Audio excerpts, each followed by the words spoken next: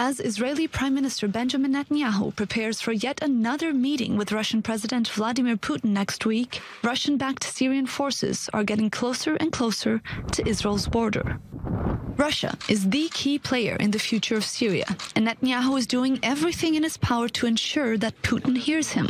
For Israel, the most important issue in Syria is Iran, ensuring there will not be an Iranian presence near Israeli borders. This will be at the top of Netanyahu's agenda next week yet again, but another issue in Syria is adding pressure on Israel. As the Syrian forces advance in the southern province of Daraa, thousands of Syrian refugees are setting up tents near the border. On Tuesday, the Israeli Prime Minister addressed the situation in Syria. We have a separation of forces agreement with Syria since 1974. This is a fundamental arrangement. We will follow it meticulously, and it is incumbent on all others to do the same.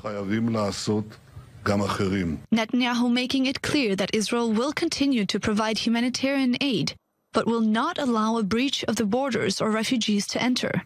Some analysts saying the pressure of the refugees is building up, increasing the risk of an Israeli clash with Syria. Meanwhile, reports emerging of a possible deal taking form between Washington, Moscow, and Jerusalem.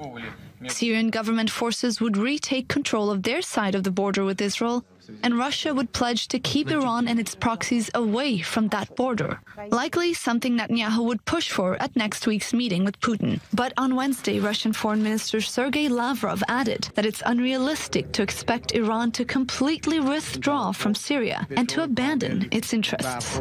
Just 5 days before the Russian president meets with his American counterpart in Finland, Israel, for now, hopes to keep the border calm, the relations with Putin warm, and the Iranians as far away as possible.